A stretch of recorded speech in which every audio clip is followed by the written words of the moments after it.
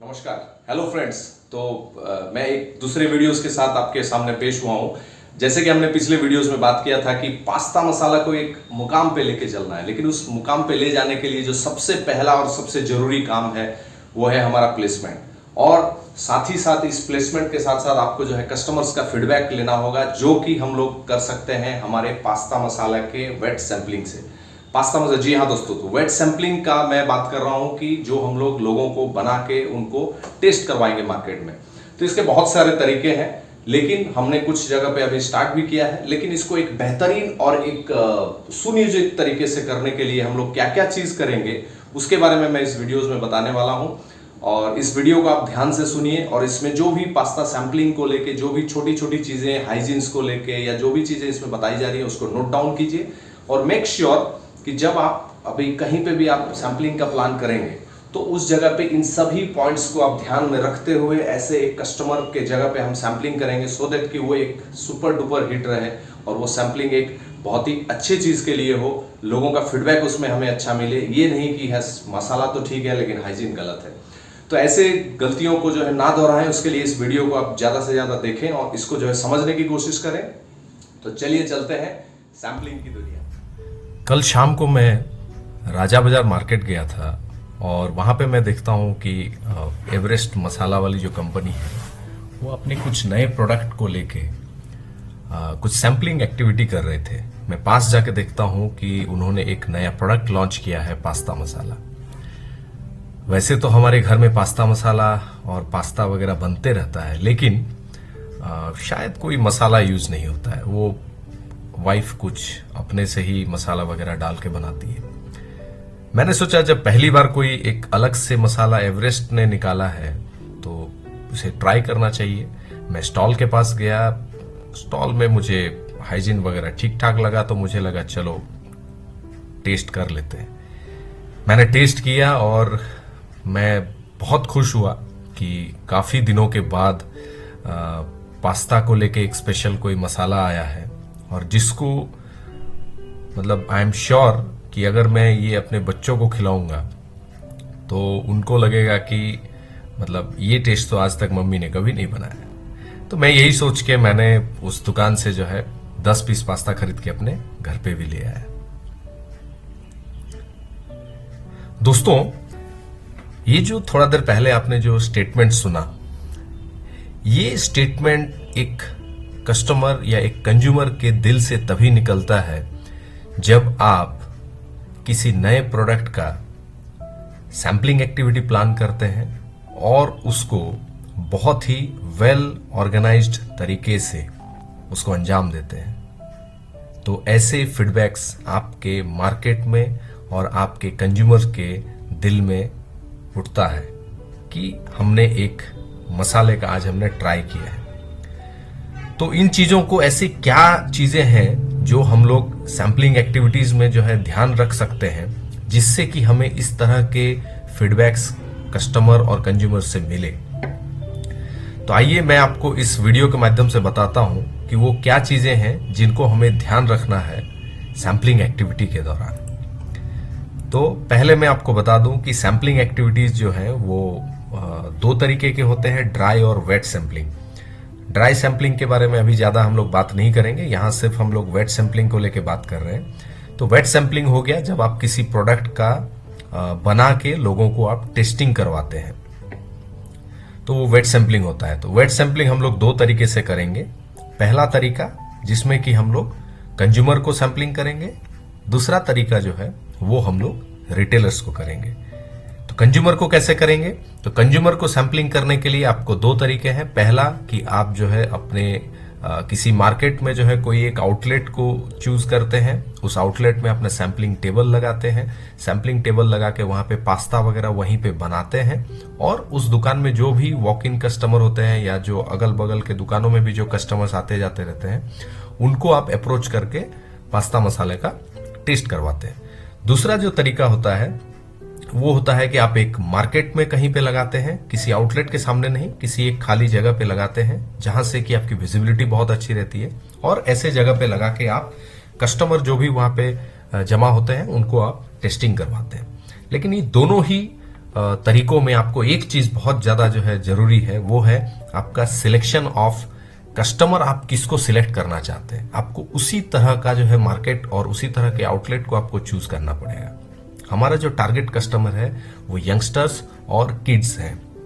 बड़े लोग भी खाते हैं, लेकिन ज्यादातर जो है इसको बच्चे और यंगस्टर 25 साल तक के लोग जो है उसको खाते हैं, बैचलर्स खाते हैं।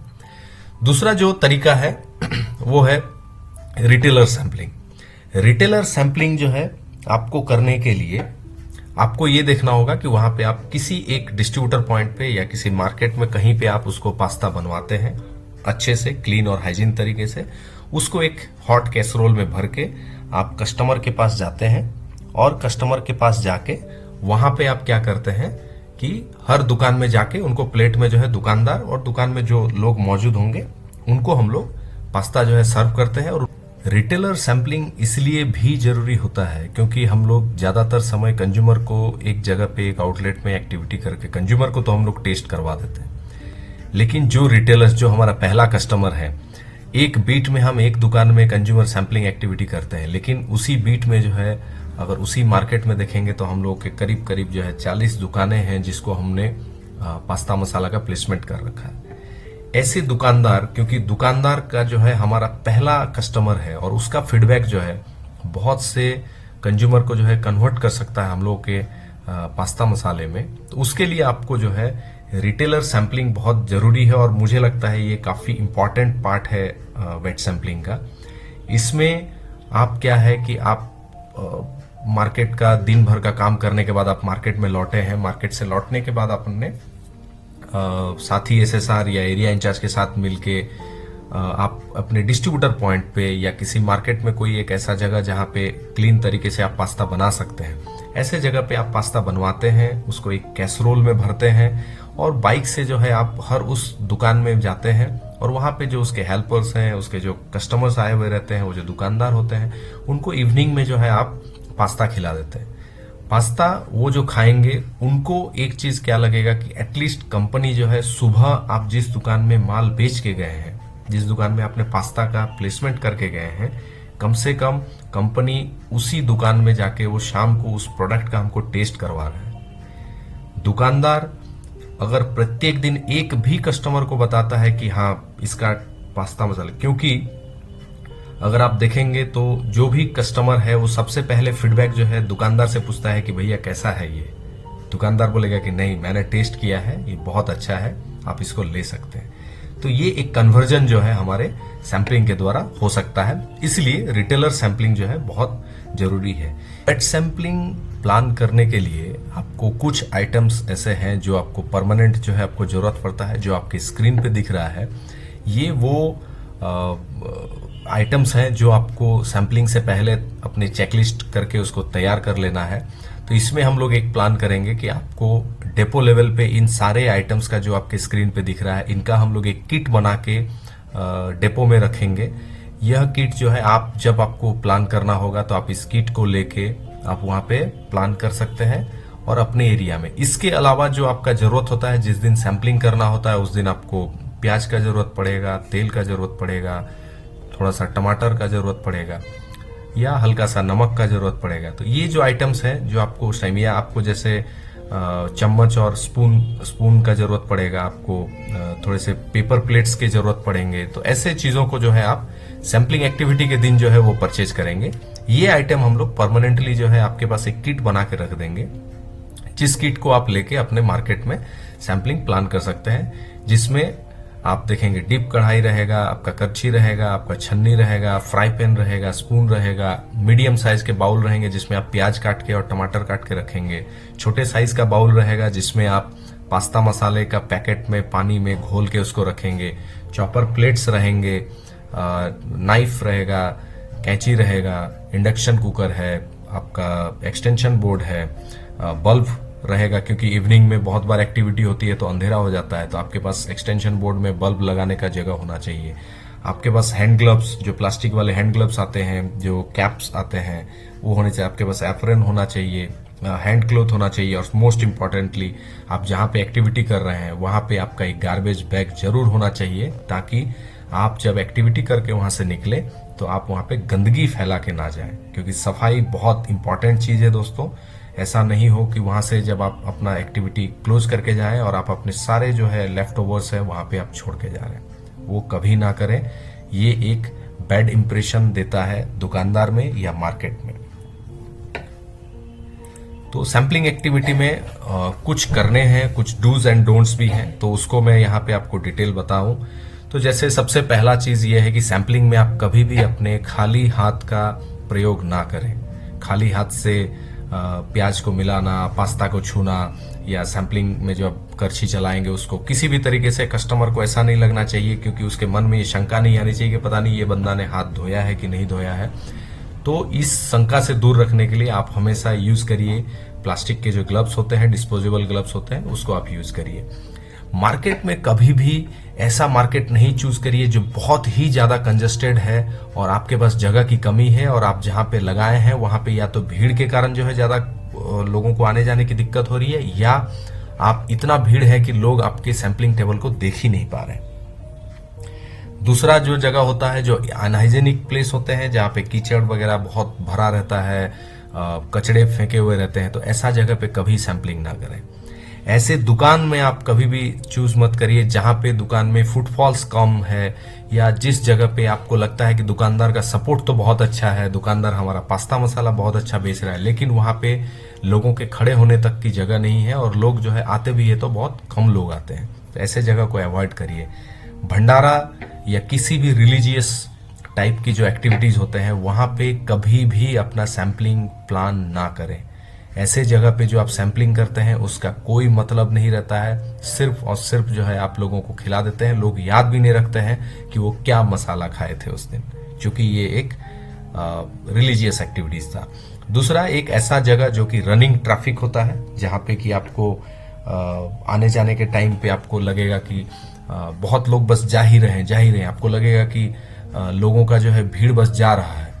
तो ऐसे जगह पे सैम्पलिंग टेबल लगाने से क्या है कि जो कस्टमर आपके वहां पे सैंपल टेस्ट करके जाता है, वो कस्टमर जो है आपके पास दोबारा उस एरिया में नहीं आता है, और वो भी कहीं ना कहीं उन चीजों को रिमाइंड नहीं कर पाता है कि उसने कोई मसाला टेस्ट किया था। वो मिलेगा फ्री में, कुछ सैंपल हो रहा है तो लोग टेस्ट कर लेंगे, लेकिन उसको याद नहीं रखेंगे। तो ये चीजों को आपको सैम्पलिंग में अवॉइड करना है। लेकिन अगर इन चीजों को अवॉइड करते हैं तो क्या क्या चीज आपको ध्यान में रखना है वो भी आपको बताते हैं अगले स्लाइड में। ये तो बात हो गई कि हमको क्या क्या नहीं करना है, लेकिन जरूरी क्या क्या चीज है जो आप कर सकते हैं, और जो आपको एक वेट सैंपलिंग प्लान करने से पहले आपको इन चीजों का ध्यान रखना है। वो चीजें आपको सबसे पहले जो है कुकिंग हाइजीन आपको मेंटेन करना होगा। आपके बाल के ऊपर जो है कैप लगा होना चाहिए, आपके हाथ में ग्लव्स होना चाहिए, आप एप्रन पहने हुए हो। ये बहुत ही जरूरी है, इसलिए नहीं कि हमारा कपड़े ना खराब हो जाए, इसलिए कि जो कस्टमर आपके यहाँ पे टेस्ट करने के लिए आ रहा है, वैसे कस्टमर के दिल में ये फीडबैक जाना कि यस, सैम्पलिंग हमने जहाँ पे किया बहुत ही हाइजीनिक तरीके से, ये कंपनी को रिप्रेजेंट करता है। तो वहां पे बहुत ही जरूरी है अपने हाइजीन का ख्याल रखना।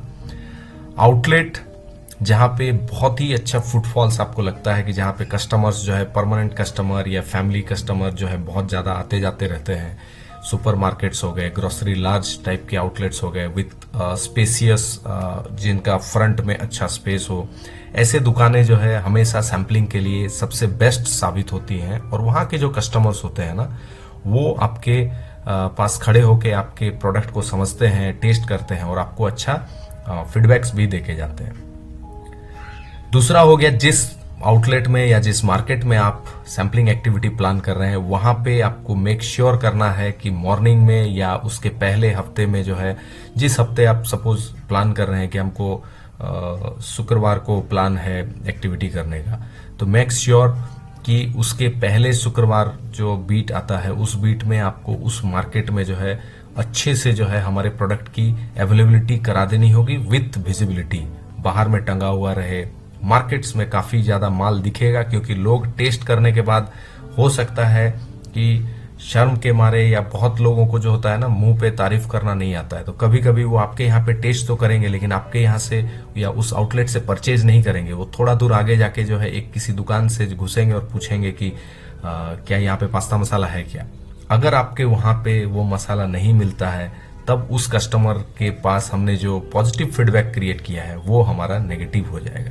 तो इसलिए अवेलेबिलिटी उस मार्केट में बेहद जरूरी है जहां पे आप सैम्पलिंग का प्लान कर रहे हैं। कॉलोनी मार्केट्स के जो या आउटलेट्स होते हैं वो ऑलवेज प्रेफरेबल होते हैं, क्योंकि वहां पे आपका जो है वर्ड ऑफ माउथ बहुत जल्दी फैलता है और लोग जो है उसमें काफी अच्छे से शामिल होते हैं और उनको लगता है कि यहाँ पे जो भी चीज हो रही है इसको हमारे घर में यूज करना चाहिए। विजिबिलिटी ऑफ सैम्पलिंग स्टॉल, जहां पे आप अपना स्टॉल लगा रहे हैं उस स्टॉल की विजिबिलिटी लोगों तक दिखनी चाहिए, जो दूर से आपका देख के आपके पास जो है वो अट्रैक्ट होके आ सके।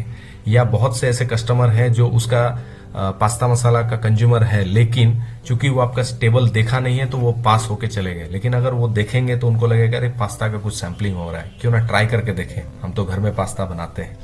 तो ऐसे विजिबिलिटी आपका स्टॉल का होना बहुत जरूरी है। और साथ में उस स्टॉल के साथ में एक आपका जो है आउटलेट जहां पे आप ये करो, वहां पे भी विजिबिलिटी बहुत ज्यादा जरूरी है। इसीलिए फ्रंट स्पेस थोड़ा सा हो गया, इस तरह का जगह जो है बहुत ही प्रिफरेबल होता है।